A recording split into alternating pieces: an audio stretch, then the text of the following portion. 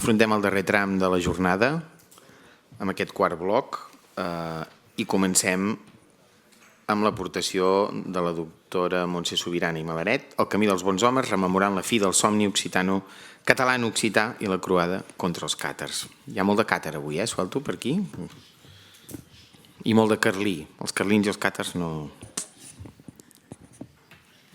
Doncs bé, en primer lloc, moltes gràcies per convidar-me en aquestes jornades i especialment a l'Àngels i al Toni. La veritat és que és un goig estar aquí amb tots vosaltres i abans ho comentàvem de quanta informació que compartim i quantes coses que aprenem i quantes ganes que ja vinguin les properes i tornar a trobar-nos. I avui la meva presentació no es centra tant en el conflicte bèl·lic en si, sinó que, és més, de fet, aquest conflicte bèl·lic que precedeix tot el que jo explicaré avui, ho ha explicat abans el Francesc Sangà, quan ens ha explicat la desfeta de Moret i tot aquest rerefons històric del catarisme. Llavors, jo em centraré en aquesta rememoració i com ho rememorem.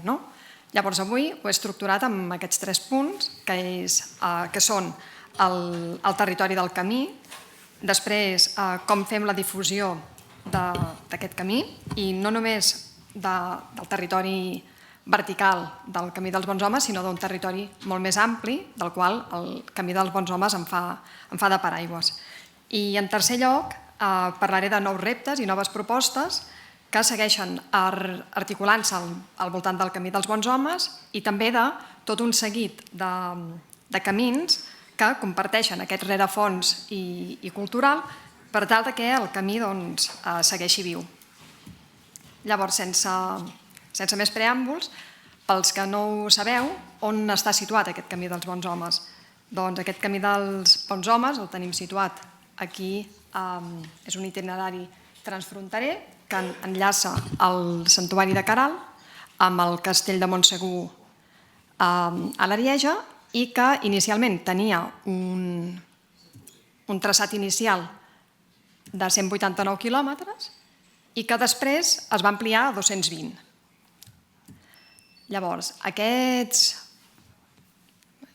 va un per darrere. Aquest itinerari, que aquí us he posat el de 220 quilòmetres, està dividit més o menys en 10 etapes i aquest itinerari què fa? Doncs segueix la fugida dels càtars d'Occitània a l'edat mitjana entre els segles XIII i XIV cap al vessant sud dels Pirineus, fugint de la coneguda croada contra els càtars perseguida per la Inquisició. De manera que aquest camí dels bons homes el que vol fer és rememorar precisament aquesta fugida de la persecució i de la mort. És una època que val molt la pena de conèixer. El Francesc ens n'ha fet una introducció i jo us recomano que si teniu més interès podeu consultar, per exemple, la web del Camí dels Bons Homes, on hi trobareu moltíssima informació tant de tot aquest rerefons històric, però també del rerefons més ampli que us comentava. Recentment no, ja fa uns anys, un dels camins paral·lels que recorre també aquest passat càtar és el camí de l'últim càtar, que es va traçar més a tota la part del Pirineu de Lleida. Llavors, en aquest camí dels bons homes, què hi podem trobar? Hi podem trobar diferents etapes. Aquí teniu un resum de com estan distribuïdes. Ja veieu que és un camí que creua tots els Pirineus, amb la qual cosa requereix de certa...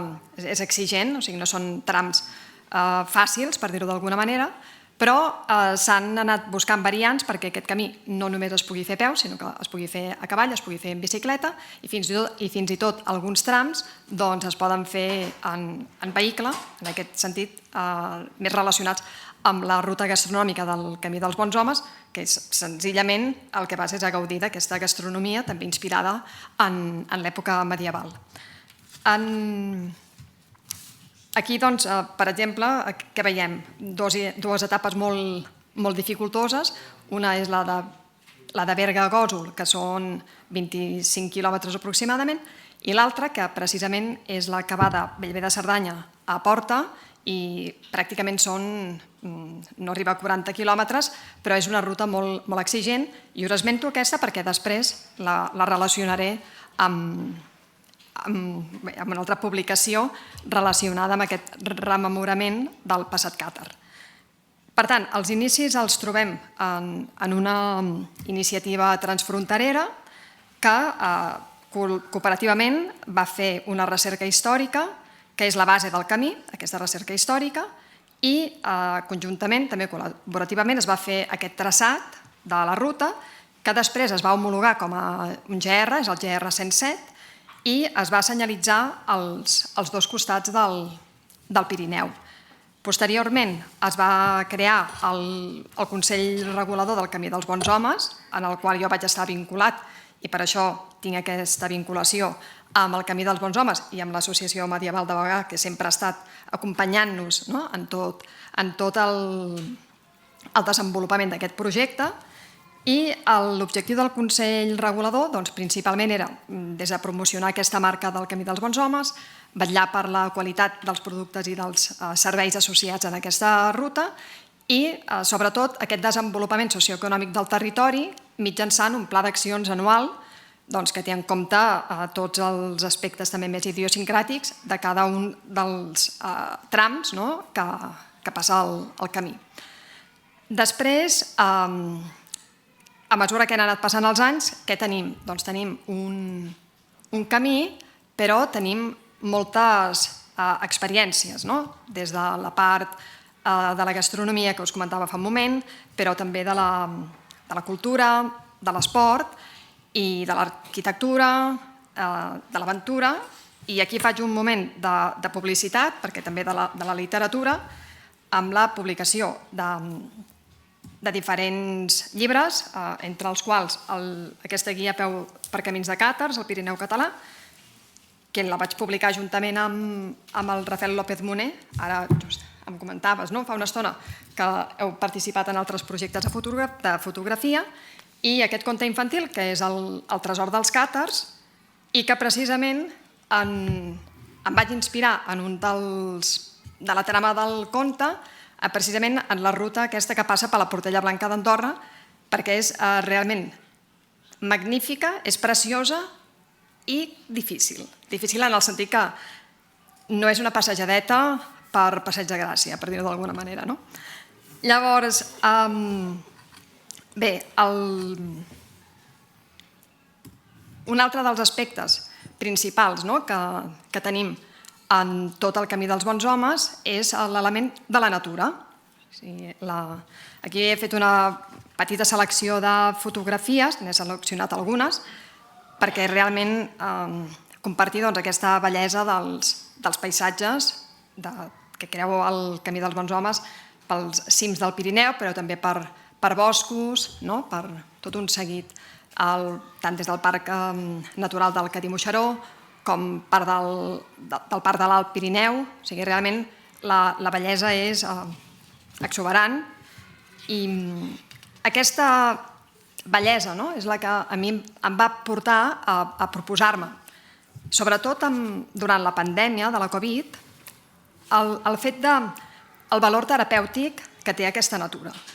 Moltes vegades parlem d'anar a la natura va bé, o tots sabem que si vas a fer una passejada o que si vas a caminar doncs que t'anirà bé per la salut, però ens quedem en aquesta idea general, en aquest títol, de què anar bé, o sigui, de què ens va bé. Però, des de la meva perspectiva de la psicologia, era i per a què ens va bé anar a la natura? I aquí va ser una mica com neix aquesta idea de fer un projecte, el projecte que li vaig dir el projecte Millorament, després us explico per què, i per aprofundir en quin sentit ens va bé anar a la natura quan diem que ens va bé. Llavors, per tant, aquesta següent part de la meva presentació, que és precisament el millorament, que li he dit del bel·licisme al benestar. I aquest projecte tenia diferents objectius, entre els quals expandir aquesta marca del camí dels bons homes, que és el que us comentava anteriorment, després explorar-ne el seu valor terapèutic i crear aquestes noves experiències i productes, però sempre des d'una perspectiva del turisme sostenible, del turisme també de proximitat i del turisme que involucra la població local. Llavors, vaig tenir la sort que l'Agència de Desenvolupament del Berguedà, que actualment porten la promoció del territori del Camí dels Bons Homes, de seguida els va agradar el projecte, de seguida ens van posar mans a l'obra i vaig començar amb una campanya de comunicació que la veritat és que va tenir molts bons resultats.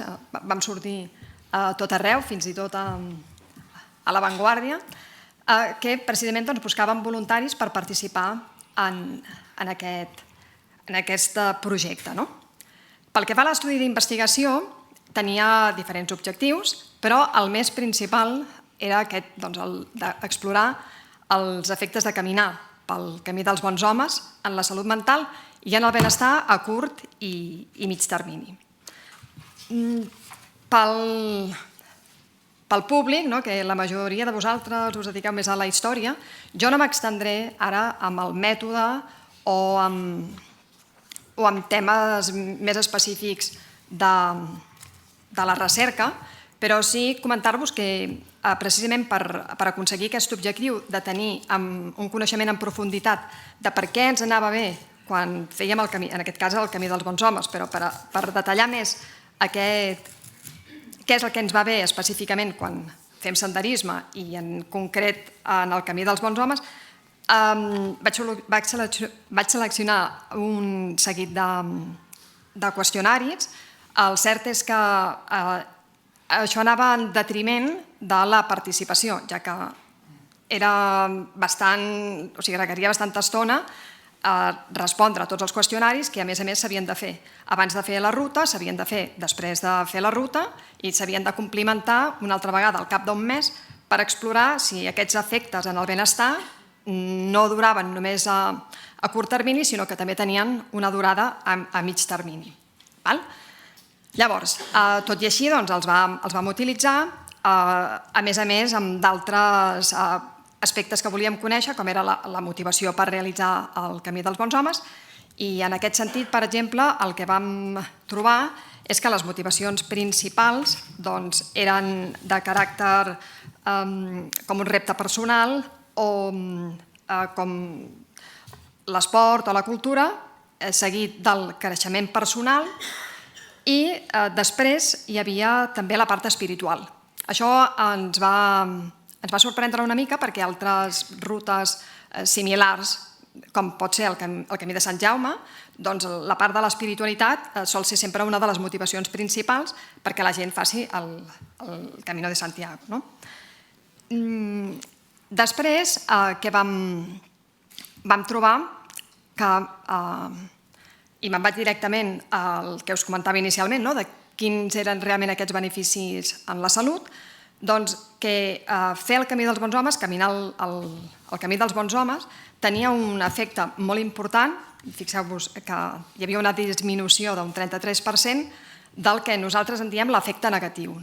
I aquest efecte negatiu està relacionat amb l'experimentació d'emocions negatives que estan relacionades amb l'estrès o amb problemes de salut mental. Per tant, la presència d'emocions negatives o, per contra, que siguin positives, ens evita el sentir aquesta sintomatologia més de caràcter ansiós o depressiu. Per contra, igual que disminuïa l'efecte negatiu, doncs vam trobar que augmentava l'efecte positiu, que també hi havia una disminució dels símptomes d'ansietat i depressió. Vam trobar que hi havia una disminució de la ira i vam trobar que hi havia un increment del compromís amb la vida Això és important en el sentit de que el compromís en la vida està relacionat amb un major benestar i amb una major satisfacció amb la vida, així com un augment de la satisfacció amb la vida, que es defineix com la percepció personal de benestar o felicitat. És a dir, valorar la vida en relació amb les pròpies metes, expectatives o interessos i no pas tant en termes de dominis de satisfacció específics com pot ser la riquesa material. És a dir, que fer el camí dels bons homes s'associa amb tot un seguit d'aspectes positius i com l'efecte negatiu, l'ansietat i la depressió, en aquest cas sintomatologia, o la ira, i que per contra ens incrementava aquest efecte positiu, aquest compromís amb la vida o aquesta satisfacció amb la vida. La veritat és que vam estar molt contents, vam presentar el projecte en uns premis, els Premis Alimara, i ens van donar 2 premis que comparteixo avui aquí, un en la línia de la categoria de generació de noves experiències i l'altre, que és el que atorga la Direcció General de Política Lingüística per l'ús impecable del català, de la llengua catalana, en nous continguts i registres que generen noves aplicacions lingüístiques. Per tant, dir-vos que va ser un plaer poder fer aquest projecte, de seguir vinculada en el camí dels bons homes, i que el Mellorament era un ritual de la doctrina càtara que es relaciona amb la voluntat de millorar com a persona, entre d'altres significats. Després de 3 anys ja post-Covid, tota aquesta idea, diguéssim que està potser una mica més desdibuixada, però quan en el seu moment jo em vaig plantejar el projecte, sí que va haver-hi aquell moment de que la Covid ens faria tots millors persones. Bé, jo no sé el que farà la Covid, estic segura que participar en aquestes jornades sí que ens fa millors persones i per tant, moltes gràcies, espero que us hagi agradat, tot i que es desvia potser una mica d'aquesta part més històrica. Moltes gràcies. Gràcies, Montse. De fet, a part del treball terapèutic, psicològic, segurament fer aquests desnivells de la ruta va bé pel cor també, o sigui que augmentem el temps de vida cardíac, que és important.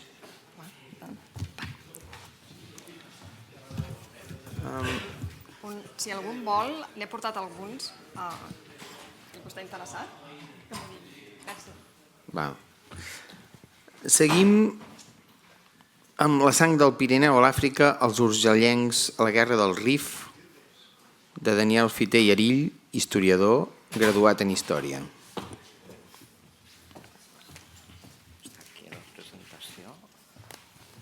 Que ja l'havia gravat, La tens...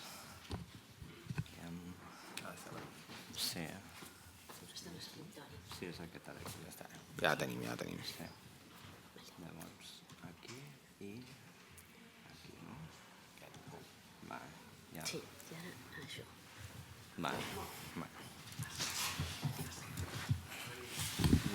Bona tarda. Intentaré que aquests 15 minuts es facin el més agradables possibles, sobretot per l'hora que estem, i no m'estendré molt. Soc molt de cites i de textos llargs. És el segon any que vinc aquí. Avui prohibit, Sí.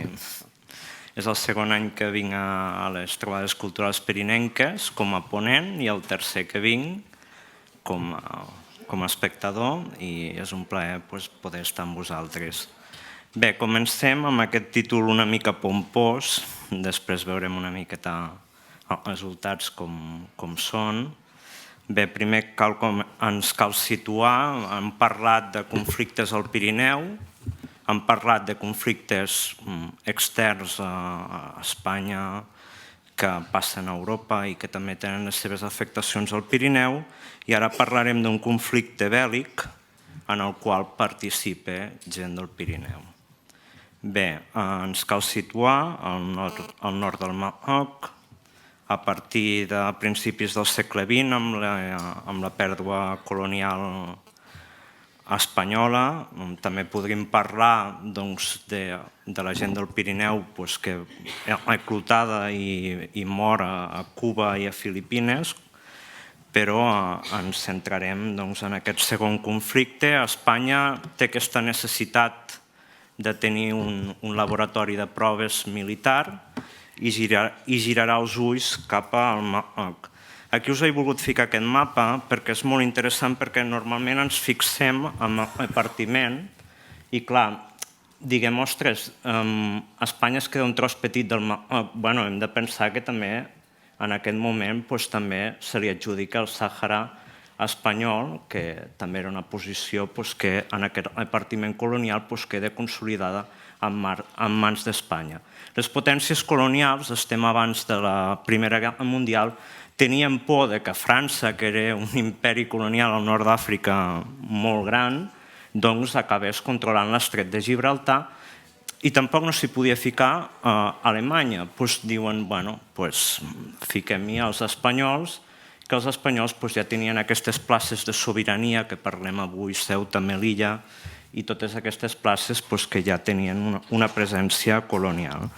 Bé, aquesta presència colonial serà de caràcter militar, no m'estendré aquí a parlar d'aquest tema, però diguem que, tot i que aquest protectorat tenia aquest caire civilitzador, al final té un component militar, s'ha de reclutar a la gent perquè vagi a lluitar a l'Àfrica i en el primer quart del segle XX una tensió creixent que esclatarà abans del desastre d'Anual. El desastre d'Anual serà un moment en el qual aquesta guerra, en el cas espanyol, es traduirà en una crisi política, i aquí unes imatges d'aquesta aventura colonial espanyola en pocs mesos de passar de dir una altra posició a passar un desastre colonial. Aquesta aventura no anirà massa bé. Com podem documentar aquesta gent que va a l'Àfrica primer, que això a vegades no ho fem, cal que ens fixem en la legislació. La legislació que ens diu, a partir del 1912, a l'empar dels fets de la Setmana Tràgica, en els quals hi ha un moviment polític, perquè fins en aquell moment, si tu pagaves una certa quantitat de diners, doncs tu deslliuraves els teus fills d'anar a la guerra i al final hi acaben anar la gent més pobra, i cal ser així de clar, doncs hi ha una reforma política en la qual hi ha la llei aquesta de 1912, en la qual ens diu que el servei militar és obligatori per a tots els espanyols. Ara veurem com no serà així, perquè si ens mirem bé l'articulat de la llei i com anirà, veurem que les coses no canviaran gens. Però tot sovint en els llibres seguim trobant com en aquesta llei com una fita que no és cap fita. Bé, els expedients de quintes no m'allargaré perquè podríem passar tota la tarda parlant de com es formen aquests expedients. Era un procediment que estava molt pautat, una documentació. Aquests expedients tenien una sèrie de documents que componien l'expedient molt regulars, i això ens permet a nosaltres, els historiadors, quantificar. En aquest moment, a partir de la llei de 1912, abans era diferent, a partir quan els joves complien, els homes, complien 21 anys, eren quintats, i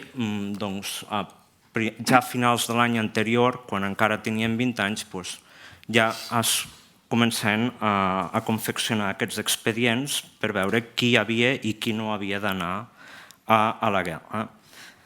Clar, no tothom anava a la guerra perquè hi havia excepcions, algunes que eren físiques, i després també excepcions per situacions familiars. Els fills únics no hi anaven. Després també els fills que estiguessin a càrrec dels seus pares que fossin sexagenaris, que tinguessin més de 60 anys, també es podien excusar. Hi havia tota una complexitat que no puc entrar pel temps que tenim aquí. Bé, En el cas de l'àrea d'estudi on m'he focalitzat per mirar de descobrir quantitativament quin impacte va tenir aquest conflicte bèl·lic, és el Partit Judicial de la Seu d'Urgell, que estava conformat en aquell moment per 45 municipis. Aquests 45 municipis aportaven eclutes a la caixa d'eclutament de Balaguer, i aquí, a partir de les dades, ara us ensenyaré les dades que he obtingut, he volgut extrapolar una mica a nivell de tots, com que tenim dades fefaents, a nivell dels altres partits judicials que aportaven a la caixa d'ecluta del Balaguer, que bàsicament eren pirinencs, doncs veure una miqueta fins a quin punt, quin volum podien aportar de soldats cada any. Aquí una part són les dades que he collit, l'altra és a partir de fer una comparativa proporcional, no m'he allunyat molt de les dades generals del que demanava l'exèrcit, el que ens surt com a compte de la caixa d'ecluta de Balaguer. De fet, aquí poso 1041, doncs en aquells moments potser ens moguem una miqueta més amunt, una miqueta més avall. Aquests són els soldats, eclutes és el total, el cos d'aquests homes majors de 21 anys, i clar, en aquests n'hi ha que no seran declarats soldats pel que dèiem, per les excepcions de diversos caràcters. Bé, aquí no us vull avorrir, no sé com ho publicarem, Àngels, vull dir que no ho sabem, però perquè veieu que això no és un fruit d'una tarda de diumenge per parlar-vos d'això, que hi ha una feina a darrere, una feina quantitativa que aquesta història quantitativa lamentablement avui no és la predominant. Bé, en aquest punt, en fer compte, en el cas del Partit Judicial de la Seu d'Urgell, aquí veiem que prop d'un 60% d'aquests eclutes acabaven esdevenint soldats. En el cas de 1921, no us he volgut ficar tots els anys perquè veuríem que hi ha lleugeres variacions, com és lògic. Un 23% eren exceptuats per diverses causes, altres eren exceptuats per declarar-los inútils pel servei militar, però quedem més fi d'exceptuats definitivament, i un 6% de pròfugs. Aquests pròfugs molt sovint o bé anaven a França, també a Amèrica Llatina. Durant els anys 20 hi haurà diverses crides a concedir el perdó a aquests pròfugs. La majoria no tornaran. Bé, aquí em vull aturar en un cas que repeteix molt, el de les nenes de Tost. Clar, Tost, un municipi... Clar, aquí tornem amb el tòpic que tenim sempre del Pirineu aïllat. És el Pirineu aquest aïllat, on un secretari fa i desfà, on pot fer passar els nens per nenes perquè no vagin a fer el servei militar. És una història que trobem acollida, el Joan Obiols ha fet molta feina de memòria oral des de fa molts anys, trobem acollida recentment amb el viatge universal al Pirineu. Això veu d'un article publicat al Diari de Barcelona pel Josep Maria Malagelada, que explicava com aquesta vivència personal, aquí us la fico, després us fiqueu al vídeo perquè és molt divertit, vull dir que ens explica aquí com a Lleida las estadísticas que reflejaban el caso de Tost llegaron a conocimiento de un docto círculo de la capital por pura vanidad, muy humana, doncs ells ho van amagar perquè volien anar-hi ells mateixos a comprovar-ho. Us deixo aquí el text perquè el llegiu, perquè és molt curiós. Clar, la realitat és una altra. Quan anem a consultar la documentació de Tost, mirem que sí, que es declaraven soldats, no tot eren nenes. Vull dir, al final es declaraven soldats. Que hi va haver irregularitats? Sí. I després d'una llarga investigació sembla que l'any 1920 hi va haver una irregularitat. No sabem des de quan s'assegava aquesta irregularitat, segurament hi havia una mica de, paraula col·loquial, xanxullo, que si pagaves, deslliuraves el fill o perquè tingués una altra valoració. Doncs al 1920 sí que tenim aquesta notícia que s'incoa un expedient contra l'Ajuntament de Tost i de fet hi ha un conflicte entorn de qui ho ha de jutjar, si la justícia militar o el jutjat civil de la Seu d'Urgell. Bé, parlem de militars, també vull fer... Havia fet 4 punts, ja ho veureu a la comunicació, sobre la instal·lació de la caserna del batalló d'Alfons XII a la Seu d'Urgell, que es produeix l'any 23, i com aquest interès perquè hi hagi la guarnició allà en part es deu al fet que la llei feia que si tu pagaves una quantitat, tot i que hi havia una universalitat de fer el servei militar, si tu pagaves una quantitat, que era un primer pagament de 1.000 pessetes, després també s'acabava arribant a les 2.000, doncs els clutes d'aquestes famílies que pagaven, en lloc de fer el servei militar de 3 anys, el duien a 10 mesos i es donava una certa llibertat perquè es col·loquessin a la península i allà on més o menys volguessin. Un servei militar, podríem dir, gairebé VIP. Llavors, clar, aquests VIP, en el moment hem parlat del desastre d'Anual, l'any 24 l'exèrcit torna a fer el mateix, es torna a internar dintre del territori fins a la ciutat santa de Chauen, s'han de retirar d'allà perquè hi ha la rebel·lió d'Abdelkrim i la retirada també hi ha multitud de víctimes i s'han de cridar tots aquests cossos que estaven en aquestes guarnicions com la de la Seu d'Urgell a que embarquin com a batallons expedicionaris cap al Marroc.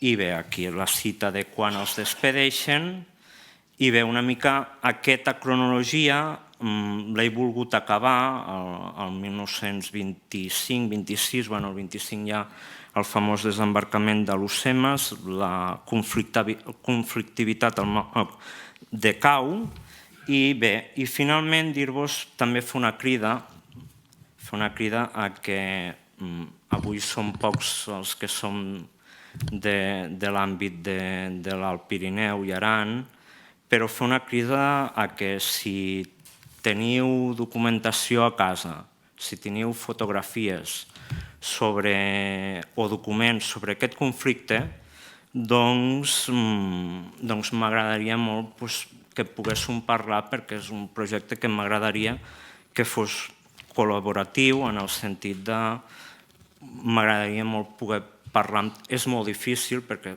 ja si se'ns fa difícil a vosaltres que treballeu la guerra civil, molts de vosaltres, trobar testimonis de la guerra del Marroc encara ho és més difícil.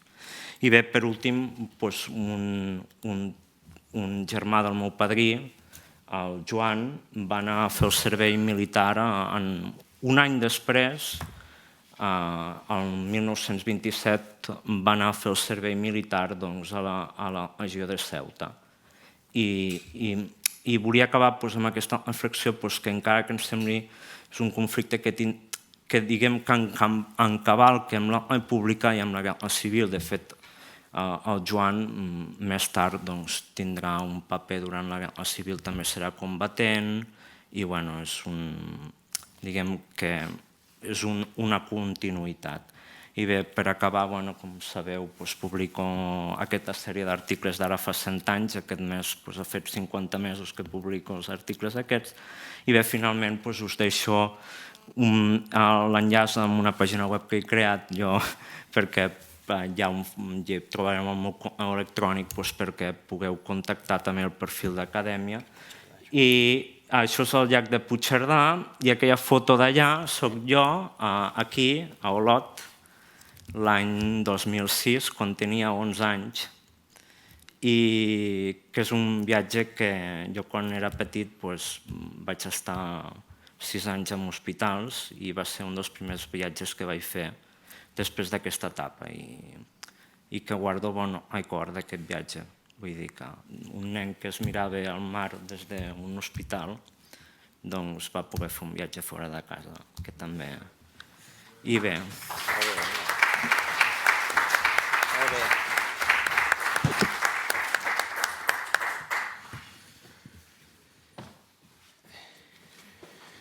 Molt bé, Daniel, que bé que tinguis bons records de la zona volcànica i que ho diguis avui que estàs dins un volcà, a més a més. Seguim amb la contribució d'Andreu Valent, historiador i president.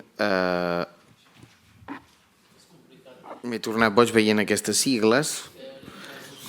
La protecció del patrimoni i la memòria col·lectiva de la Vall de Querol.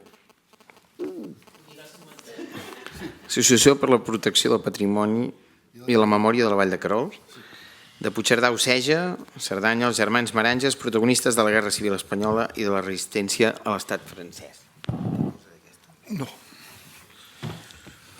Doncs això és la història una història personal perquè feia investigacions sobre gent de Cerdanya i havia sentit a parlar d'una de les germanes Maranges, la Joana.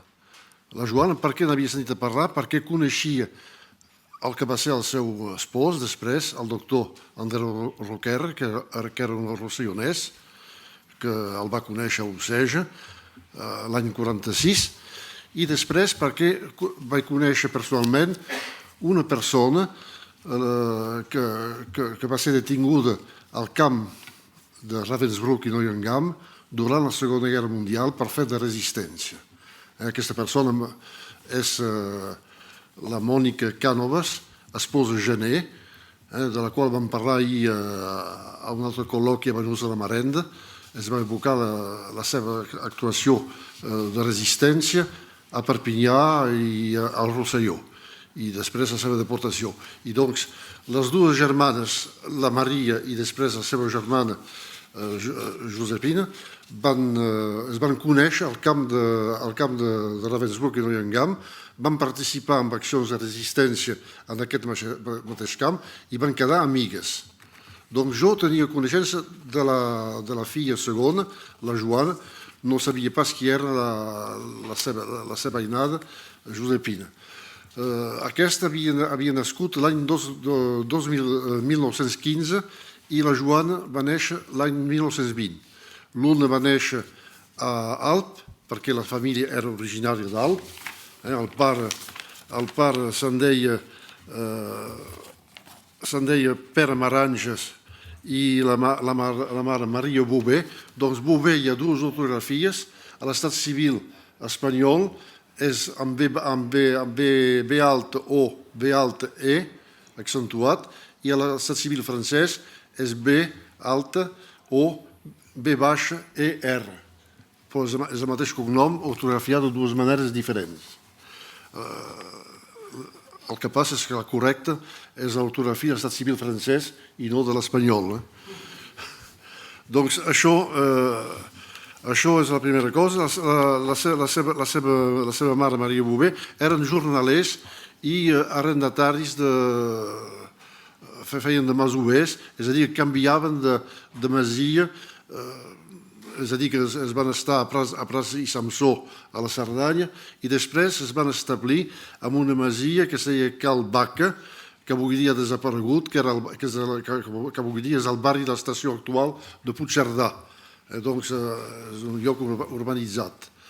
I doncs la família, les dues germanes van treballar com a obreres a la fàbrica tèxtil que és a prop del pont de Rebó.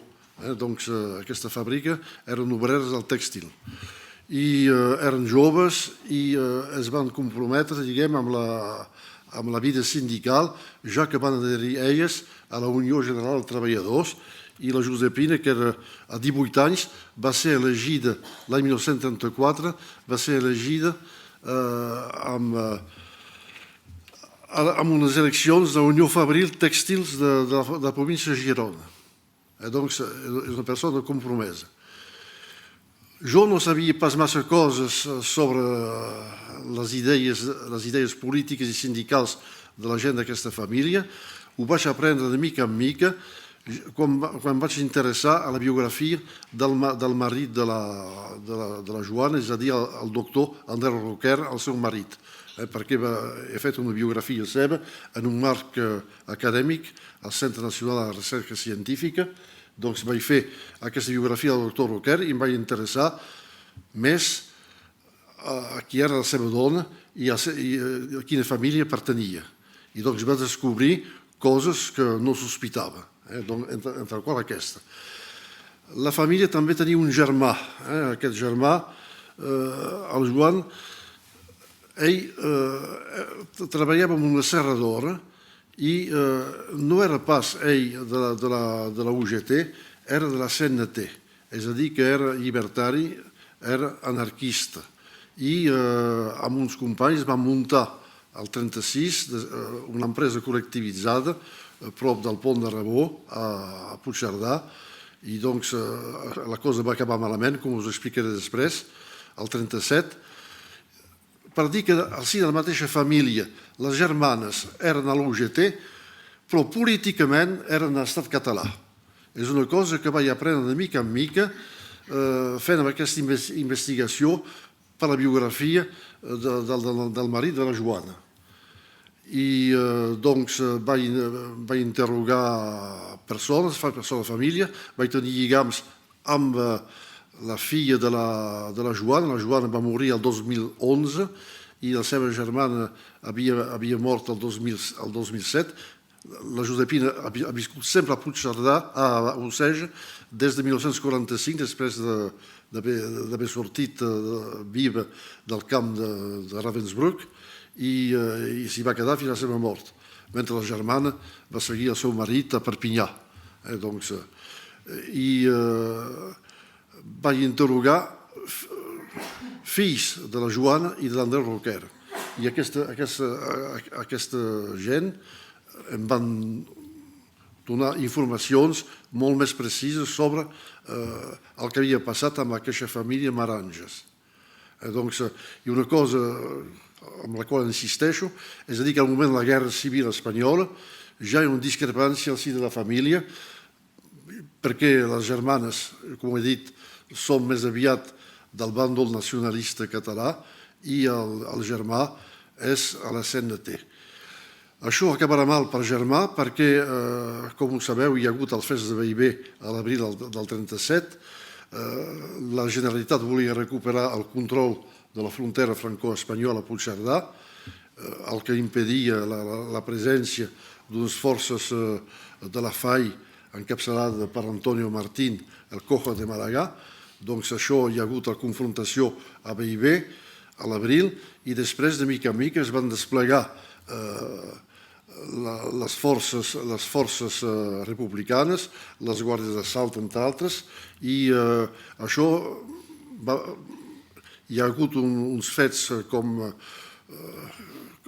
la matança de la serradora cooperativa de Puigcerdà, ja que els guàrdies d'assalt van matar els cinc obrers d'aquesta empresa autogestionada, entre els quals el Joan, el germà d'aquestes dues germanes. Doncs ells es van quedar a Puigcerdà fins al final de la Guerra Civil i van anar de seguit a Oceja perquè tenien coneixement i gent més o menys familiars que vivien a Oceja.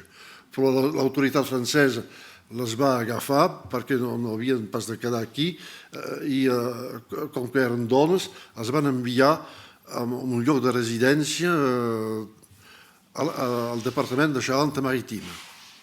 Van anar allà i s'hi van quedar uns mesos i després van poder tornar fàcilment a Oceja.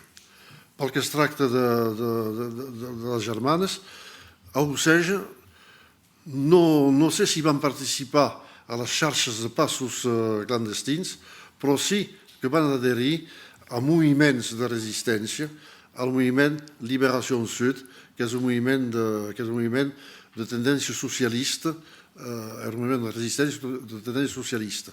I és per aquest motiu que elles dues van ser arrestades per la policia alemanya, els van detenir a la ciutadella de Perpinyà i van seguir el trajecte clàssic, ciutadella de Perpinyà, presó Sant Miquel de Tolosa, el quarto alemany, perquè la presó Sant Miquel era francesa, els francesos van guardar la responsabilitat d'una part d'aquesta presó, però els alemanys se van apoderar d'una altra part. I des d'aquí van pujar a París i des de París la deportació. Doncs aquí tinc la data exacta de la deportació. És el 1944, em sembla. Sí, és un comboi que era completament femení. Només hi havia dones, i eren 552 dues que van marxar de París, que van arribar allà.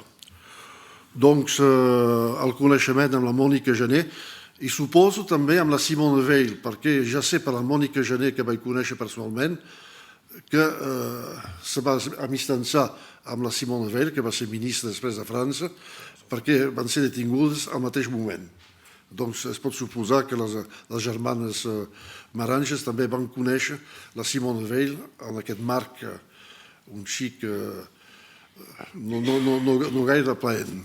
Doncs vet així el que va passar, van tornar vives, van tornar doncs a Oceja, la Josepina s'hi va quedar fins a la seva mort el 2007 i la Joana va conèixer l'Andreu Roquer. L'Andreu Roquer havia nascut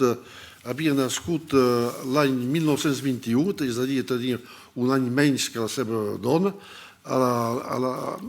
a Sureda, on es van celebrar unes actes allà el 2019, al Rosselló. I el seu pare era mestre d'escola, va poder fer estudis secundaris, després va començar uns estudis superiors de medicina i va començar aquests estudis a la Facultat de Medicina de Montpellier. Com va arribar a la Segona Guerra Mundial, ha estat obligat a anar al Chantier de Jeunesse, és a dir, que com que s'havia suprimit l'exèrcit regular, els joves havien d'anar a treballar en aquests chantiers, és a dir, camps de treball, en zones rurals. I quan va tornar del chantier a Montpellier, el van agafar al carrer, perquè hi havia hagut una acció de resistència i van agafar gent a l'atzar i amb aquest motiu el van traslladar a Alemanya, on va treballar en fàbriques, i a Alemanya va contractar la tuberculosi. Per aquest motiu va anar, quan va tornar a l'alliberament, el 45, va anar a Oceja, perquè a Oceja hi havia sanatoris especialitzats en la cura d'aquesta malaltia. I doncs va conèixer la Joana, s'hi va casar. Doncs després el doctor Roquer Andreu va fer una carrera de metge de l'administració de l'educació nacional, és a dir, que no va ser un metge liberal, i doncs va fer tota la seva carrera a Perpinyà, en aquest marc, va tenir una carrera política bastant important i bastant coneguda, i també va ser un catalanista cultural. I si ha estat un catalanista cultural és perquè, suposa, havia conegut la seva dona i la germana de la seva dona, que eren ja sensibilitzades a la qüestió catalana, ja que venien del partit Estat Català. I amb aquest motiu el senyor Roquer va ser president del grup professional d'estudis catalans, és ell que va iniciar la primera Universitat Catalana d'Estiu de Prada, quan era president del grup professional, perquè és aquesta institució que va encetar aquesta Universitat Catalana d'Estiu. Doncs també el doctor Roquer, no diré pas la seva carrera política, però la seva carrera catalanista, com a metge, va participar als congressos de metges catalans i en va organitzar un a Perpinyà. Doncs va tenir un compromís catalanista bastant important. I això segur que és degut a la seva dona. Jo la seva dona la vaig creuar, veure com així, perquè coneixia el seu marit, però no li vaig preguntar mai d'on venia i què havia fet quan era jove. Ho vaig saber després, quan he hagut de redactar la biografia del seu marit per aquest treball acadèmic, i en aquest moment he trobat les informacions i s'han publicat llibres també, els he d'assenyalar, perquè el 2020 es va publicar un llibre sobre els urgellencs i cerdans als camps de concentració, i també he trobat penjada a la web una tesi sobre on hi ha el recorregut i també entrevistes de la Joana per l'estudiant de Lleida que ha redactat aquesta tesi. Doncs han estat informacions complementàries. Doncs no tinc més temps per continuar, però em sembla que aquesta cosa és interessant perquè passem de la guerra civil amb aquesta matança a la Serra d'Or del Puigcerdà, després la resistència, la deportació. Doncs estem aquí al mig de dos conflictes que es van seguir cronològicament. Molt bé.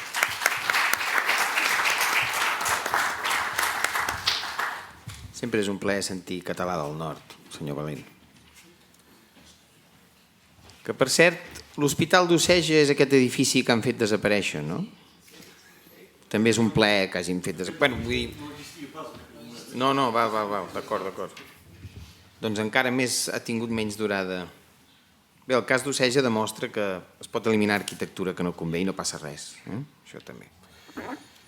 Seguim amb la Wehrmacht Andorra, un apunt sobre un incident curiós d'Alan Ward i Coec, doctor en Societat de la Informació i professor i membre també de la Junta de la Societat Andorrana de Ciències. Si és un plaer sentir accent del nord, ara un accent irlandès ja és la pera. Accent del nord d'Andorra. És que no surt aquí. No apareix. Estan fent... Perfecte. Bueno, jo no veig res, però és igual, Si vosaltres veieu, estem bé. Cap problema. No patiu. No patiu. Tirem. Tirem i agafaré el tortícolis del profe. No seria la primera vegada, No patiu. Llavors, a veure, anem a, si us sembla, parlar d'una sèrie de fotos que, de fet, el Claude Des em va fer una mica de fotobombing. Doncs tranquils, jo em permeto ara de criticar violentment les seves conclusions. No passa res. Andorra sabeu que, evidentment, durant la Segona Guerra estava una mica en una posició una mica complicada, no? Al nord, França fins una certa data, fins al novembre del 42, i després la Wehrmacht directament, no? I després aquí al sud, sembla que sabeu exactament el que passava, i també hem sentit aquí més d'una presentació, més d'una intervenció, on han parlat una mica de la gent que passaven per Andorra, que segurament no devien ser massa del grat dels règims. Què ens passarà aquí? Que en principi els alemanys podrien haver, o els nacionals d'aquí, haurien pogut entrar tranquil·lament a Andorra a qualsevol moment de la Segona Guerra i ben poca cosa els andorrans haurien pogut fer en contra, no? Sabem que la Gestapo sí que tenia la seva presència a Andorra, cosa que és bastant estranya tractant-se d'un cos civil, no? I que estava fent una sèrie de cosetes que el Claude, amb els seus llibres, també ha comentat més d'una vegada, potser amb alguna seqüestració com punt àlgid l'any 43. Però el que no tenim, en principi, era cap documentació fins ara de la presència de forces militars alemanys dintre Andorra. No hi havia, almenys, les forces, els documents primaris. Aquesta imatge d'aquí, de principis del 1944, ja veieu que està tot nevat, del Duana del Pas, sí que és una foto que ha sortit molt, el que m'ha estranyat una mica que es veu que la bandera aquesta nazi no hi era fins gairebé aquest moment, no hi era molt abans. O sigui, un moment interessant que va acabar només una cosa com 7 mesos més tard amb la marxada de les tropes alemanyes de Tolosa. Ara, aquí fa molt poc, a principis del tancament que vam tindre de Covid, 2022, van començar a sortir una sèrie de fotos una mica estranyes a les xarxes que, malauradament, són molt interessants però no tenen una provenència gaire contrastada. D'acord? Han sortit amb alguna pàgina web així de vendes, no? de vendes de postals. Al meu entendre no són postals, encara que s'hagin descrit com a tals. Tinc alguna hipòtesi. I, com veieu, són imatges que representen militars alemanys, més o menys per allà a la zona del Pas de la Casa, amb una foto que clarament ja no és el Pas de la Casa, sinó ben endins de territori andorrà, concretament a Sant Joan de Caselles. En realitat no es tracta d'una única sèrie de fotografies. Analitzant una mica els personatges que surten, hi ha dues sèries ben diferenciades. Aquesta primera sèrie, que jo li dic la sèrie A, tenim una patrulla de soldats i, insisteixo, soldats, o sigui, Wehrmacht, no SS, no SD, no cap de les altres diversos cossos que havien inventat els alemanys al llarg dels anys i que estan passejant clarament del costat francès, just a la frontera, just al costat francès del riu Arieja. Algun comentari, si mirem això amb detall, doncs veiem, per exemple, si veieu aquí l'estat de la muntanya, això no és el 42, aquí és on discrepo de l'amic Claude, no és pas novembre ni desembre del 42, això és 43. Per què? Perquè, entre altres coses, dubto que el camió de l'exèrcit alemany que teniu allà hagi pogut pujar per la carretera durant els mesos d'hivern. Hi havia unes congestes bastant interessants en aquell sector. Notem entre els 3 personatges que he triat, el primer, duaner francès, encara hi ha un duaner francès allà.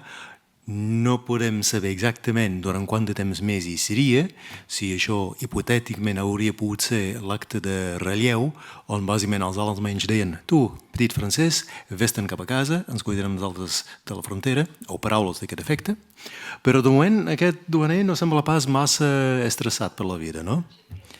A l'altre costat, completament a la dreta, tenim el que jo crec que devia ser el més graduat de la patrulla, Gefreiter o Obergefreiter, no pots estar molt segur exactament, però sí que noteu que la seva actitud és de molta tranquil·litat. No és ben bé un soldat que es troba en una situació molt estressant, no?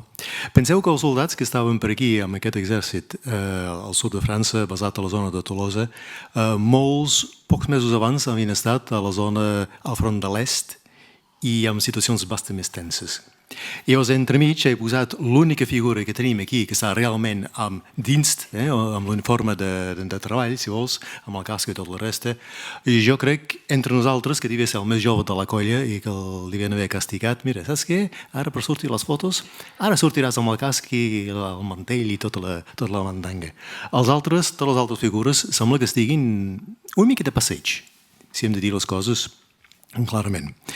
Llavors, de què va exactament aquesta situació? No sabem, però sí que fa molt la pinta de ser una patrulla que ha pujat allà i que està descobrint una mica el terreny.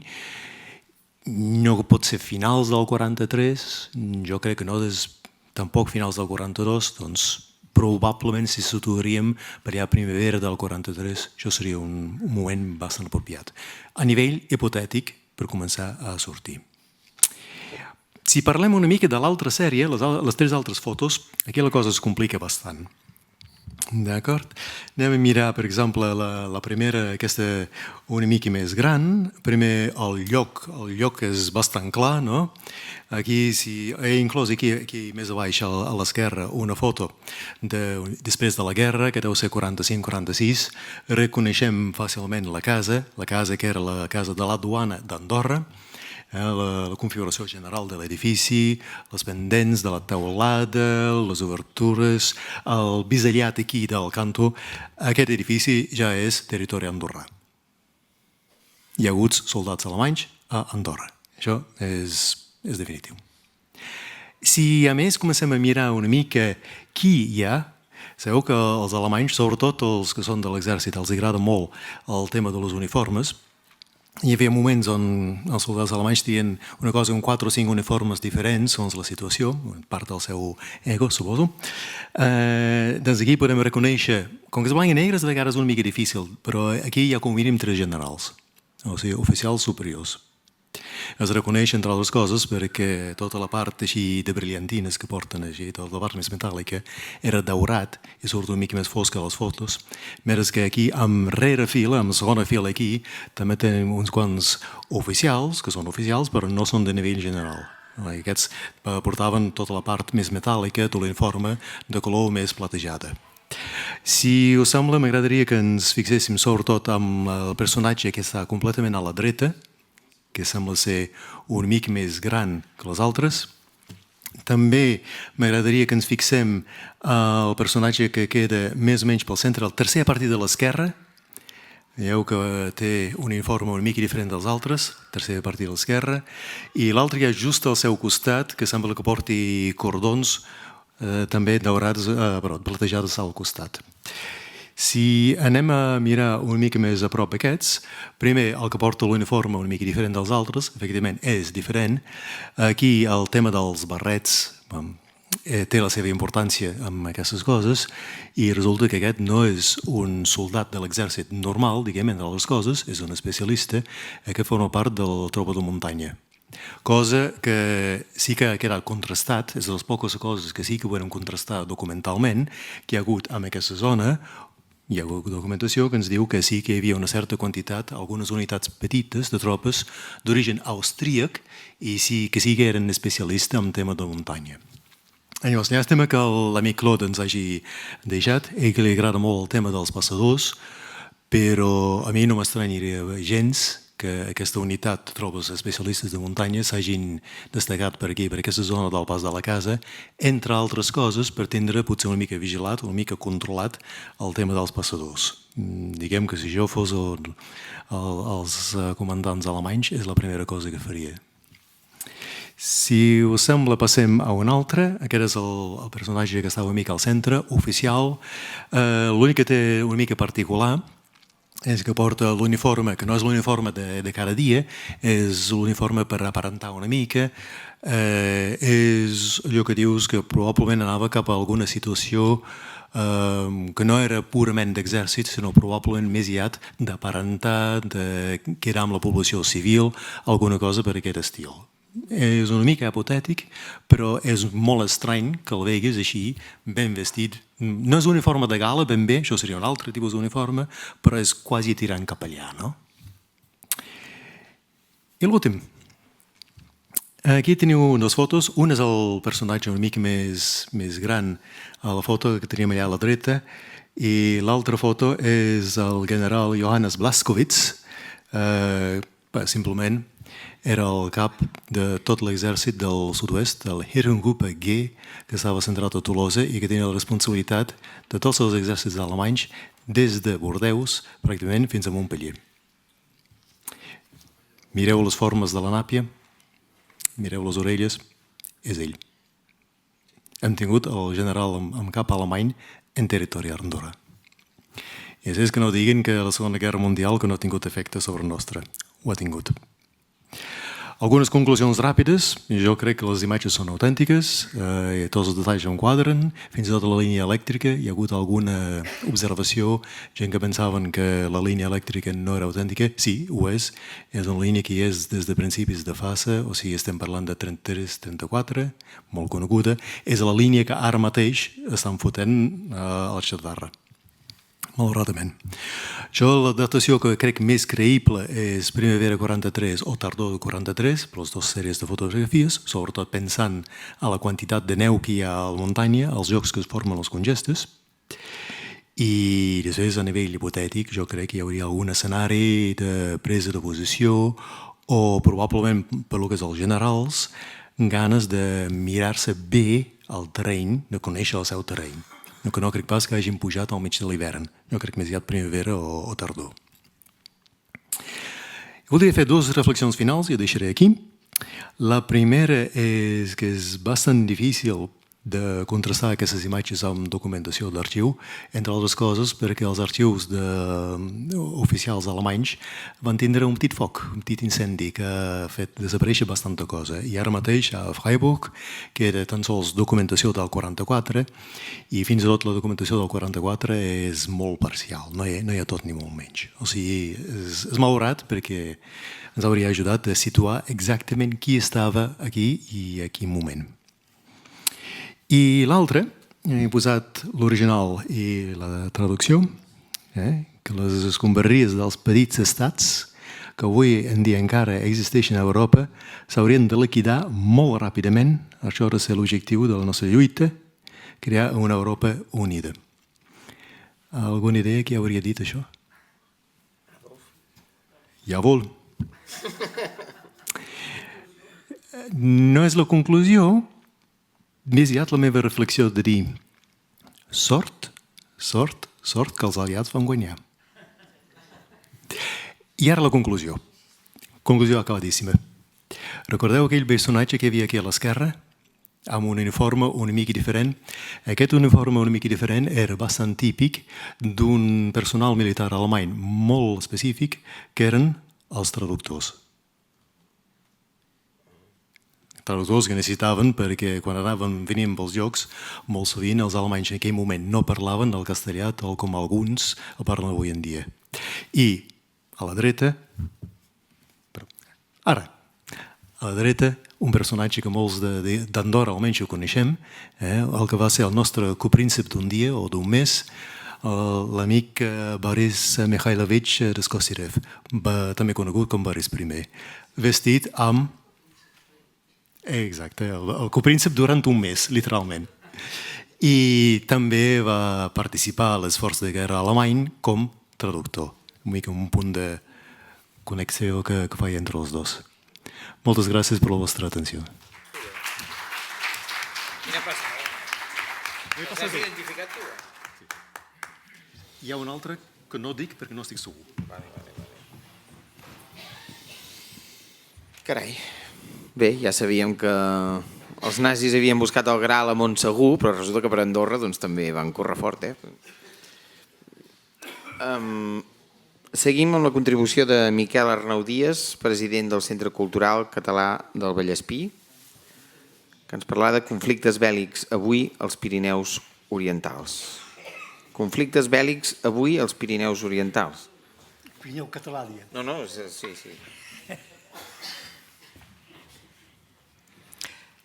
Bé, bona tarda. No, jo iré més de pressa.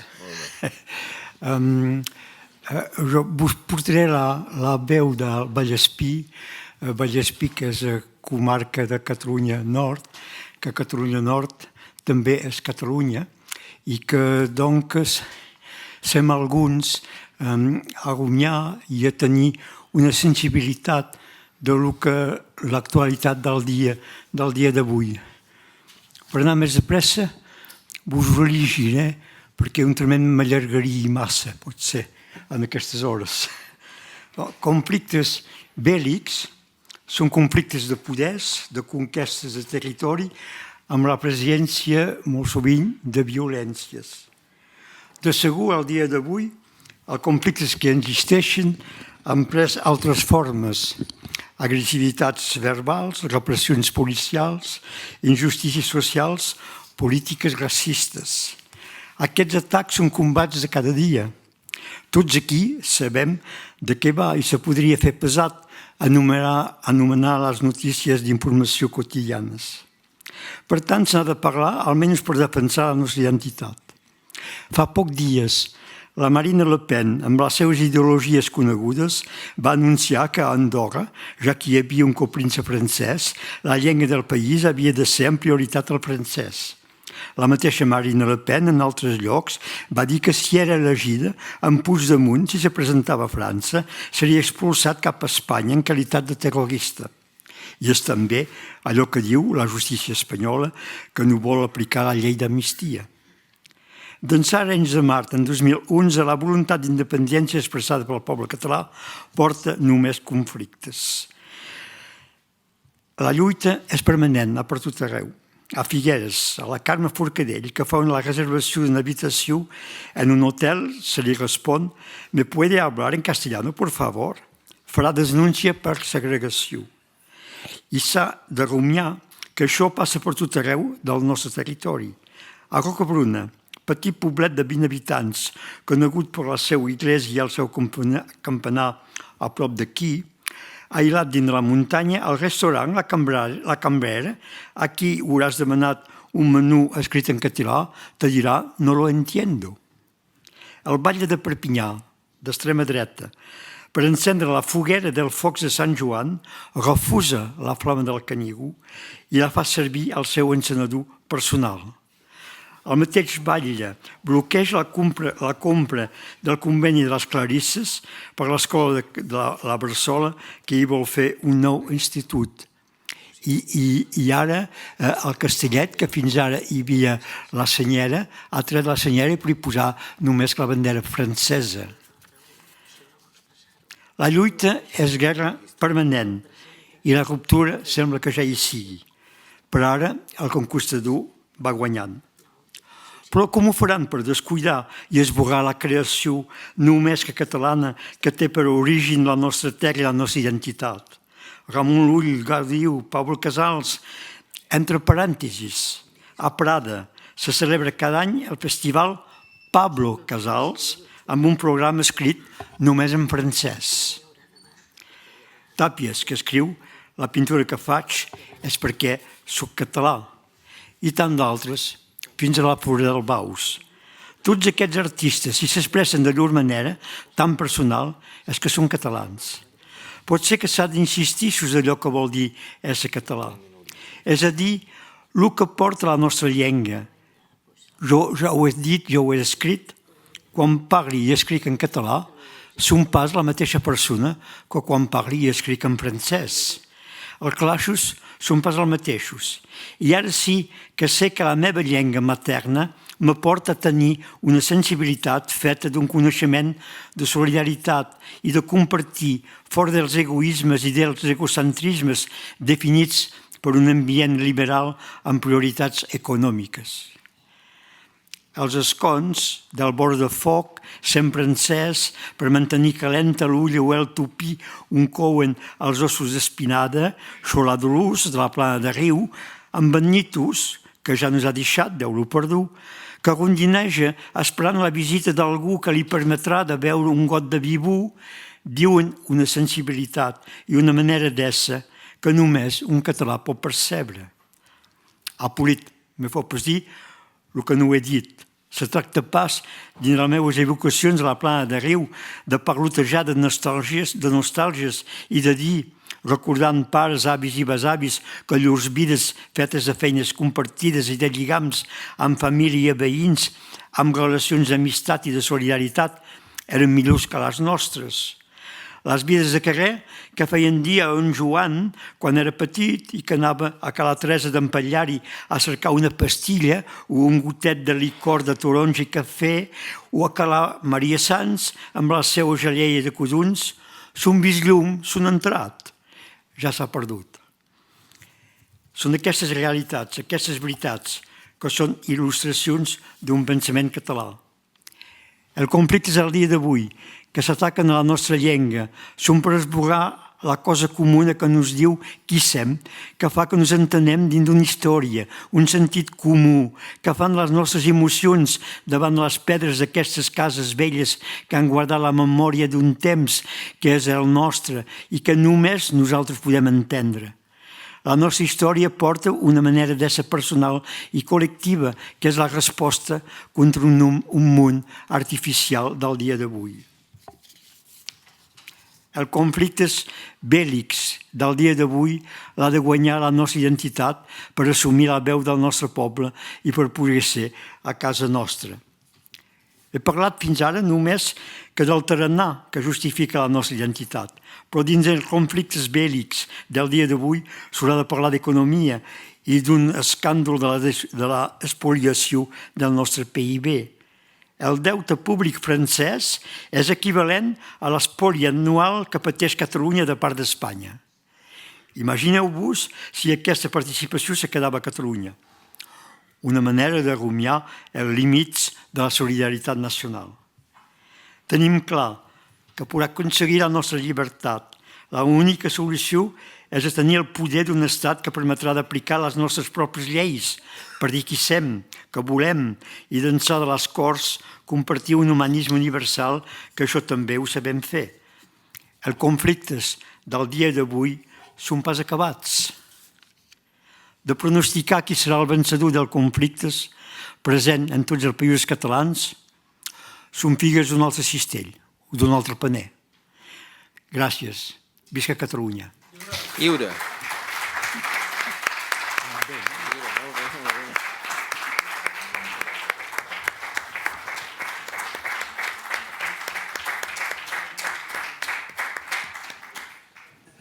Va molt bé també que des del nord ens recordin certes coses. Com cantava Raimon, ara que el senyor Arnau Díaz parlava d'un temps que serà el nostre, ell cantava d'un temps que serà el nostre i d'un país que ja anem fent. Bé, comencem o no cal? Sí, per PowerPoint, sí. Lot o l'estiquet. Sí, per on avancem? Per aquí. Sí, però la passo per aquí. D'acord. Esquerra, si vols.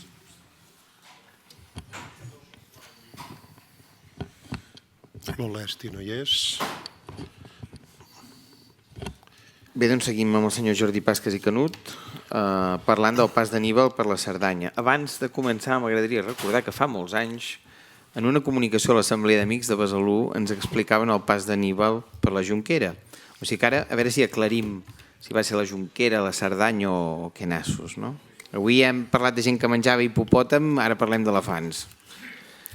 Suposo. Mossèn Ciento deia que anava per la carrera vella, que pujava una mica més enquí del coll de Banyuls. Però bueno, bon vespre, bona tarda. Gràcies a la gent de l'Espai Cràter, gràcies Fumenal també per ser-hi i acollir-nos aquí. El doctor Olesti aquesta setmana ha estat a Cantàbria i com que vam a l'escopetejat s'excusa. Jo miraré de fer el que hauria fet ell, el que hauria de fer jo. La xerrada va dels jaciments de Cerdanya, que tenim evidències que aquell 218 abans de Crist hi ha una destrucció, o sobretot incendis, i després la segona part, unes hipòtesis que tenim sobre l'arribada a Cerdanya des de la Catalunya central, des de l'últim... No farem el primer tram, des de l'últim campament que s'ha corroborat arqueològicament, que és Agramunt, campament púnic. Veieu que són alçades, això és a Comamorera, és a dir, hem d'esborrar la idea de que Aníbal puja pel Segre. Ja n'anirem parlant. Hi ha aquests jaciments del Castellot de Bolví, del Tossal de Baltarga i del Serrat del Castellà, us ho he dit per ordre cronològica de començament d'excavacions, i aquells puntets verds són indrets amb inscripcions rupestres, íberes. No les tocarem avui, però també tenen la seva importància. Al jaciment del Castellot hi ha una fase ceretana, una fase romana i, malauradament, una fase medieval que ens ho fa molt bé tot a sobre. Aniré molt de pressa, I aquest està situat al sud de Puigcerdà, dominant ben bé el que seria al mig de la plana. Veieu els segles a dalt, és a dir, fase ceretana. Hi ha totes aquestes estructures de cases amb dues dependències, hi ha la muralla, hi ha unes sitges molt interessants que, així com en els altres veiem que quan passa Aníbal queden buides, aquí és impossible perquè tens unes ocupacions posteriors a sobre que no ens permeten saber si hi ha incendi o espoli, perquè continua l'ocupació. Les sitges, el que us deia abans, les cases en dues estances. I ara anem al Tossal de Baltarga, que veieu que és aquest punt groc, queda molt més al sud, gairebé, diguem, quan el Segre ja comença a baixar cap al Veridà. Ja aquest controla la plana per la banda sud. Al Tossal de Baltarga hi ha aquestes dues fases ben identificades, ceretana i romana, i entre les dues es veu arqueològicament bé que hi ha un període d'ocupació que no hi ha ningú. És a dir, quan passa Aníbal, la destrucció, el sotmetiment de la gent que hi viu, no és que els mati, ja en parlem després, és que hi ha d'anar molt de pressa. La seva manera de fer era agafar la gent, vens cap a mi a Itàlia o t'envio cap a baix a Àfrica. Això ho va fer ja des del 219, que se'n va cap a Castilla, se'n va cap a Tirol, se'n va fins a Salamanca, i la gent que no volia seguir pagant, perquè els tenia com a soldats, els enviava cap a Àfrica. I alguns els va deixar a les planes d'Urgell. A Baltarga no hi ha la quantitat d'edificis que tenim al Castellot de Bolvir, però sí que hi ha un edifici molt interessant, que és aquest que veieu, i aquí el veureu millor, les restes d'aquest edifici amb tota una sèrie de detalls d'incendi i amb tota una sèrie d'elements com aquestes dracmes emporitanes d'imitació, que són d'aquella època, més altres elements de ceràmica, atuells que han sortit sencers. I aquesta és la recreació de la casa amb el corral a sota. Al pis superior hi ha un magatzem i teler, el veieu, i totes aquestes ceràmiques molt interessants. Hi ha totes aquestes eines fetes en fusta de vet, del teler, els pondera, els pesos, i després aquesta mena d'escoda o de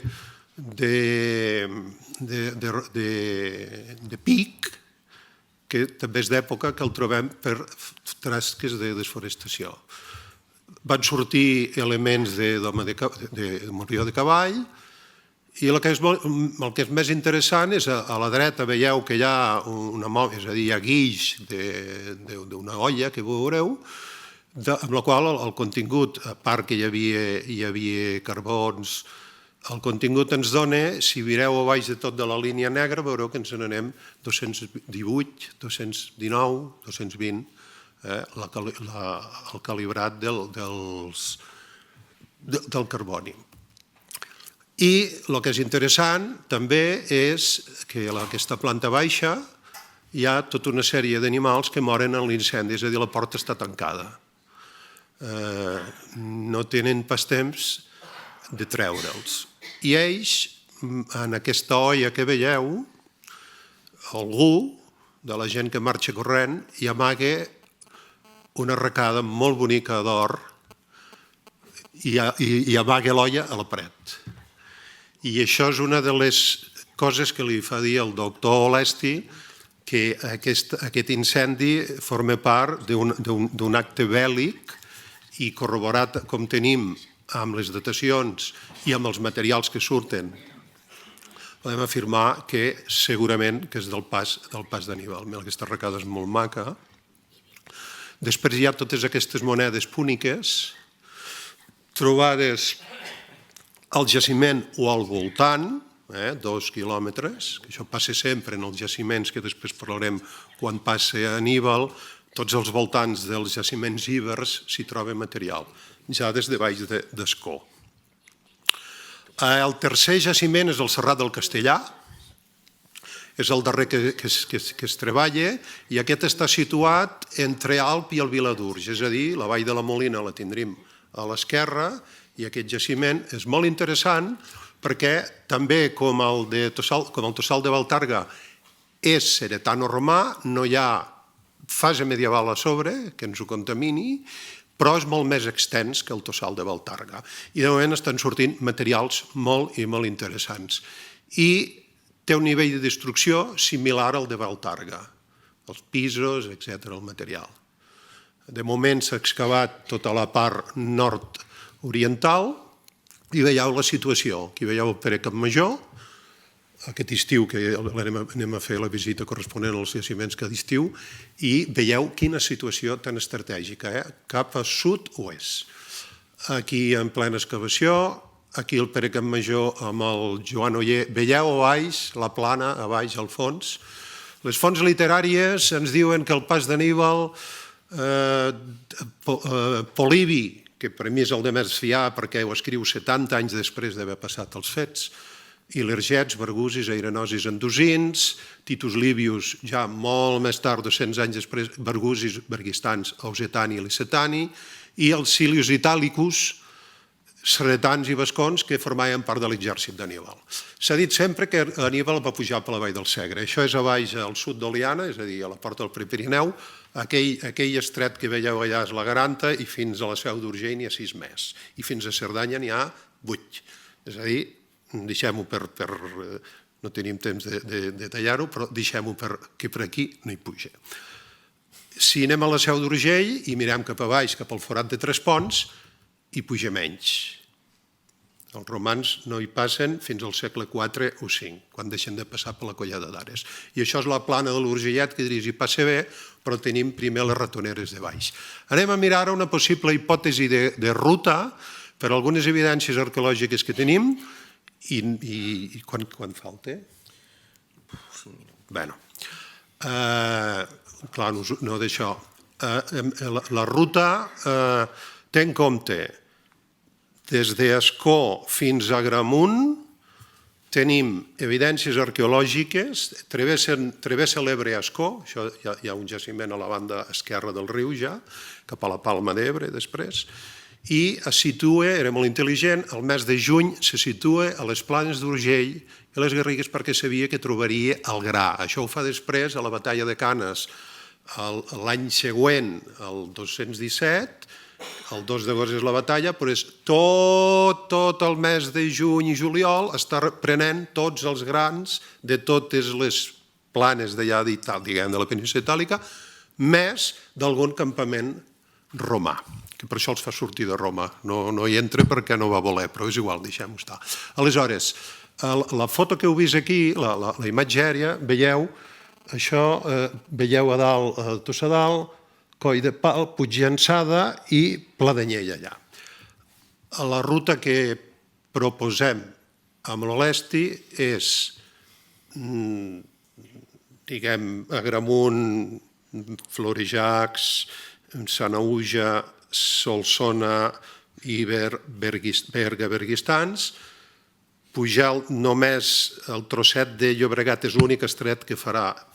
Després, quan ja hagi passat Pirineu al nord, serà diferent, que ja se n'ha de parlar, que sembla que quan estem a Cerdanya o quan estem a la Collada d'Ares és molt senzill i és molt complicat baixar, però bé. I la proposta és que baixa des de la Clusa els romans tanquen quan saben per on ha passat la Clusa, posterior i queda el topònim, baixa cap a Euskal Llobregat, puja a Riutort, se'n va cap a Gavarrós, marxa cap als Erols, puja per la Collada de les Tortes, Pla de Ros i Pla d'Anyella. Aquí ho veieu una mica més a prop, els que sabeu el país, veieu Pla d'Anyella a dalt, Gavarrós, Collada de les Tortes, Pla d'Anyella. Ui!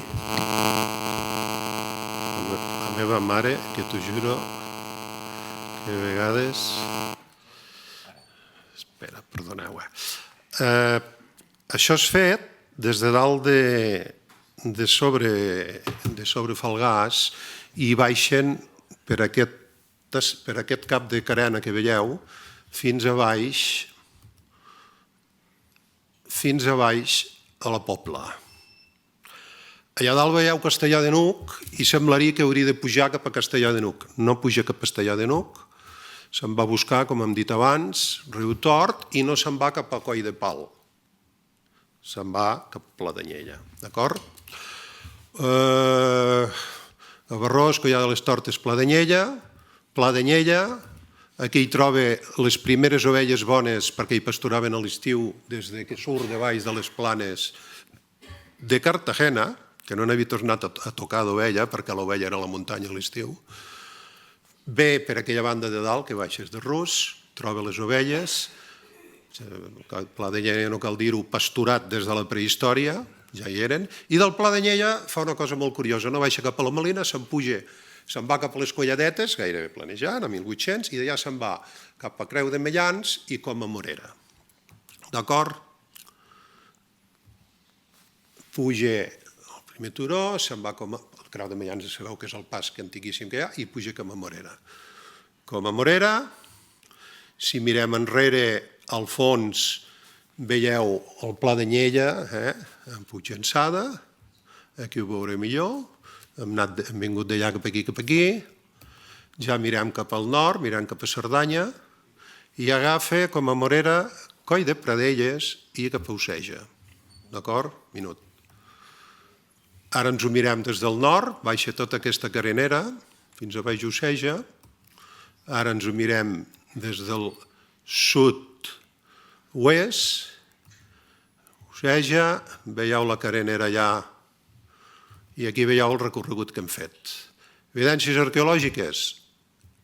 Aquesta punta de llança no us puc dir el lloc exacte perquè no està ben excavat entre el Pla de Lleida i els Erols, que és aquesta, i aquesta espasa d'aquella època que Pere Campmajor va publicar, que es va trobar a una alçada de 2.000 metres, justament entre Coma Morera i la banda de Vallsegollera. D'acord?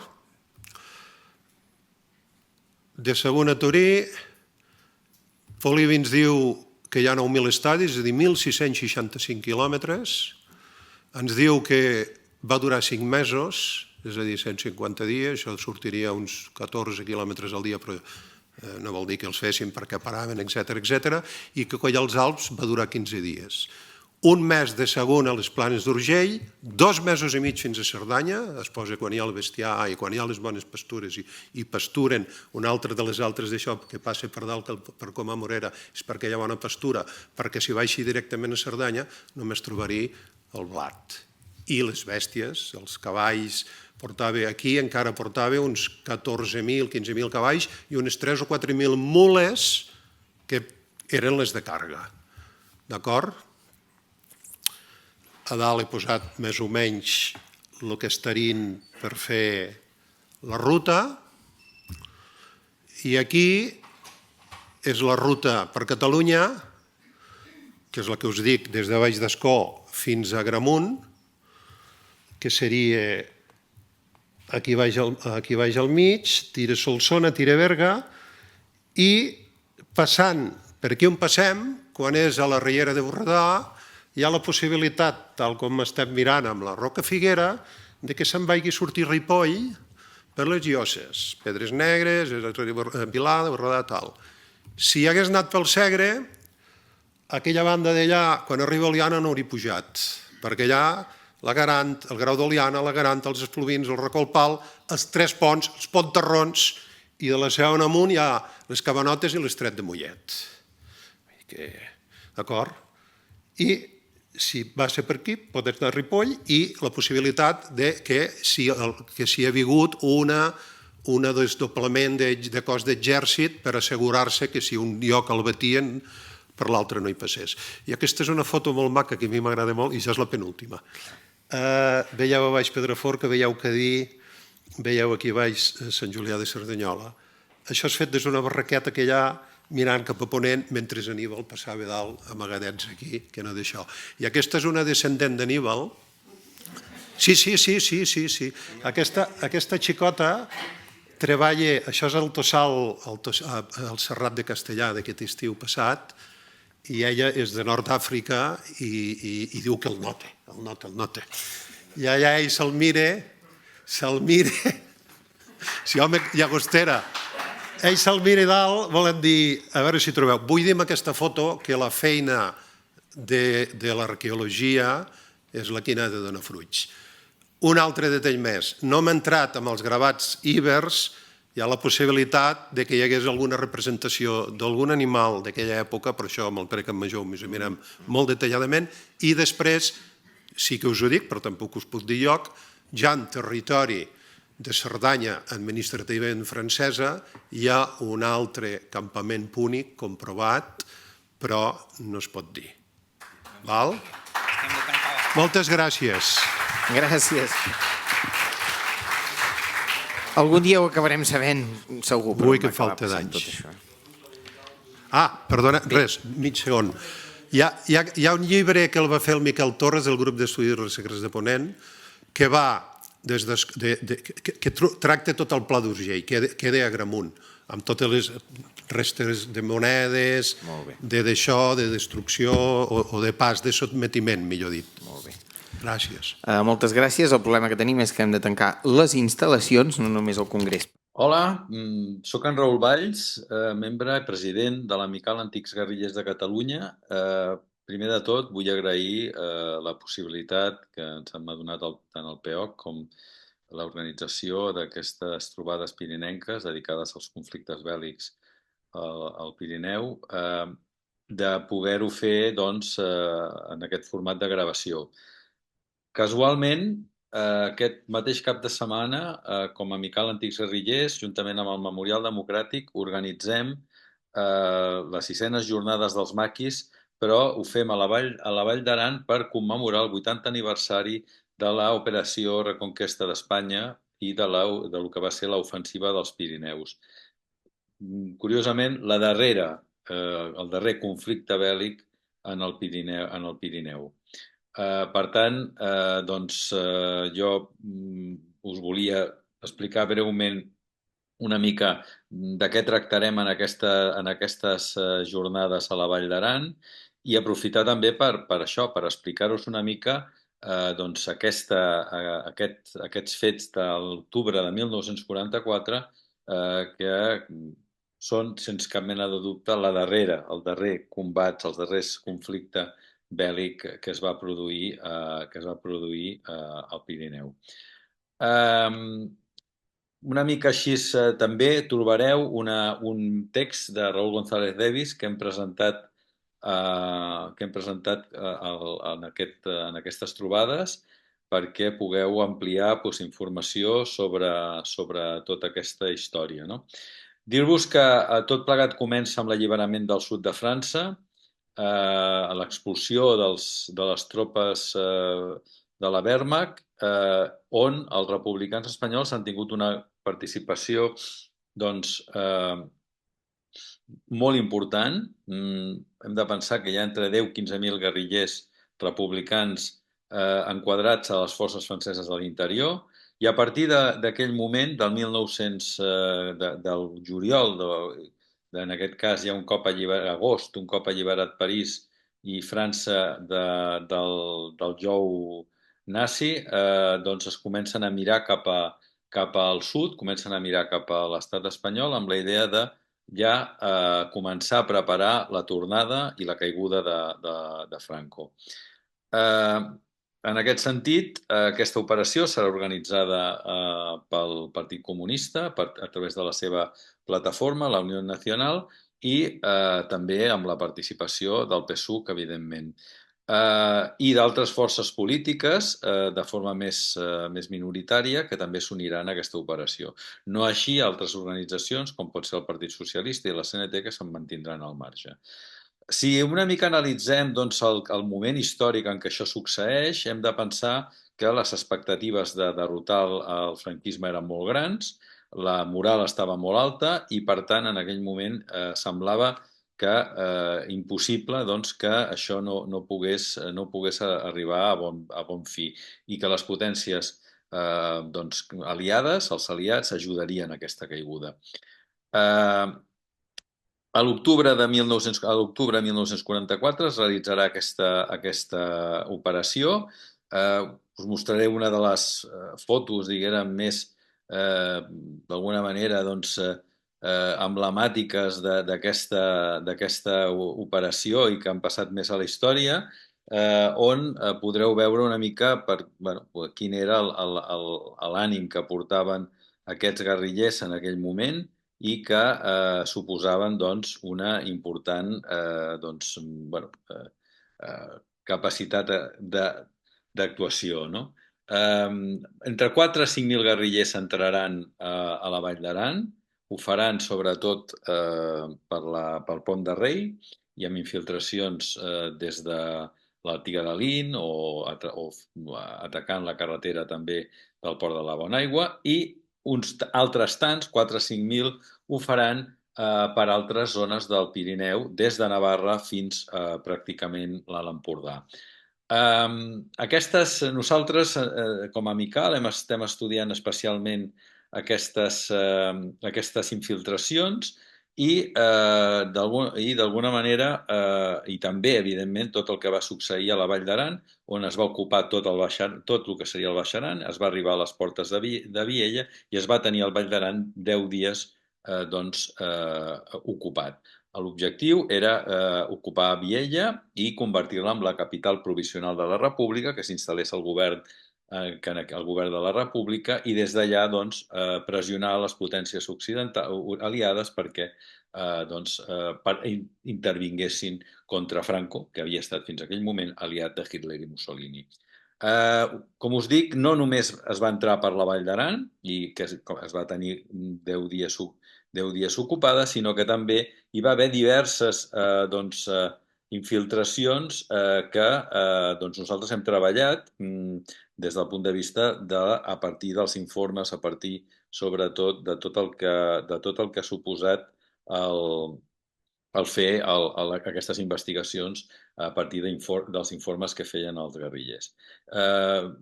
Aquí teniu el mapa perquè veieu, us comparteixo ràpidament un mapa que està a la vostra disposició i on es poden veure les diferents vies per on van entrar els guerrillers i els llocs fins on van arribar. Ho hem determinat a partir dels llocs que sabem on va haver combats, on van caure guerrillers i on hi ha punts d'enterrament. Com veieu, evidentment, el lloc més important i on va haver més activitat és a la Vall d'Aran, però també tenim a la zona de la Seu d'Urgell, a la zona de moltes entrades als grups que van entrar a la zona de la Cerdanya, Ripollès, Garrotxa i fins i tot a l'Empordà, arribant fins i tot a llocs tan llunyans com Santa Coloma de Farners.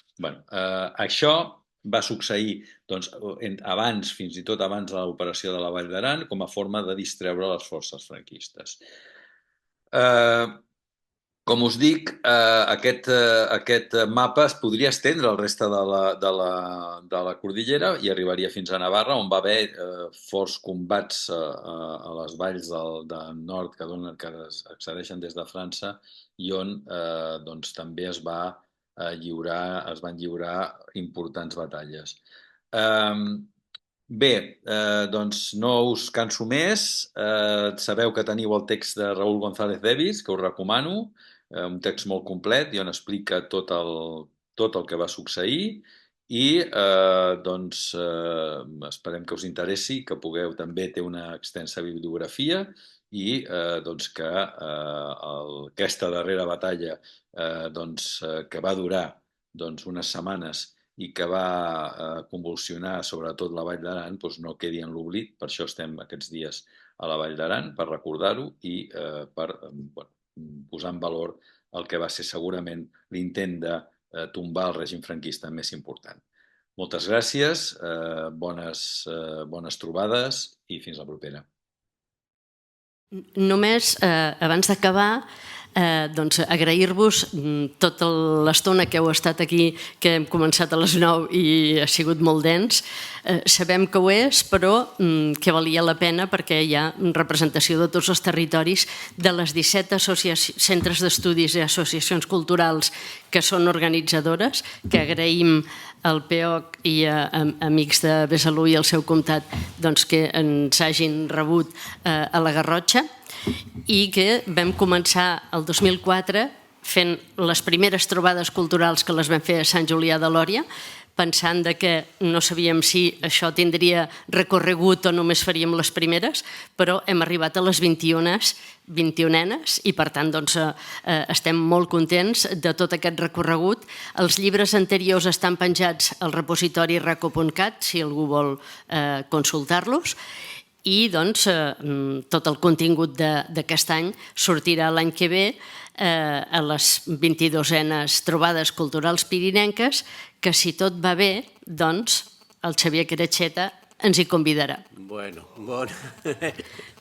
més que jo, la Diputació Foral de Guipúscoa, l'any que ve la paraula Ipúscoa farà 1000 anys que es documenta un document precisament d'una donació, en diuen monestir, monasterium, però és una petita església d'Alzo, un llogarret de Guipúscoa, una donació al monestir de Sant Juan de la Peña. O sigui que més pirinenc malament. I llavors, aprofitant que aquest Bidasoa passa per Irun, jo volia... No em digueu? Ai, és el meu mòbil. Ai, perdoneu. És que era de l'hotel de la reserva de demà. Perdó. Aprofitant que aquest Bidasoa passa per Irun, jo volia fer...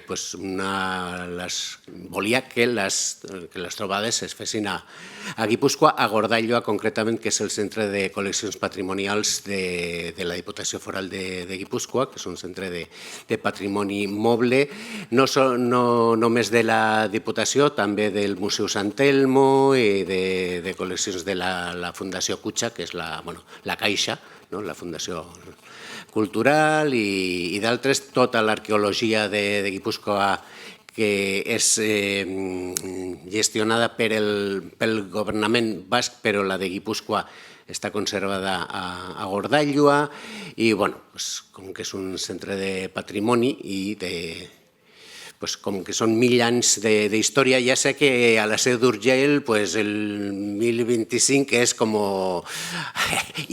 ahir, però a Guipúscoa és un territori molt especial, perquè és una datació molt tardiva, però després és un territori, i a més és un territori informe, no es pot saber quan diuen tinente de Guipúscoa fins on arribava, seria posiblement la meitat del territori actual, però és una excusa per parlar de la configuració territorial i institucional de Guipúscoa. Ara, com que encara no tenim pressupostos, perquè com que vivim al món a l'inrevés i el govern de la Diputació està en mans del PNB i PSE, però la clau la té el PP amb 3 diputats, perquè l'altre són el mità EH Bildu Podemos, o sigui 22 i 2, i 17 i 8 PNB, PSE. I els 3 diputats del PP a Guipúscoa decideixen qui tindrà... Evidentment, a EH Bildu no li donaran el govern, però a l'altre govern no li donen els pressupostos, i llavors és una mica, jo ja no sé què pensar, ningú sap què pensar, i ja veurem, però la proposta està feta. De fet, la proposta de pressupost està aprovada per la Direcció de Cultura, però encara els pressupostos generals no estan aprovats, i ja us diré, jo ja ben voldria.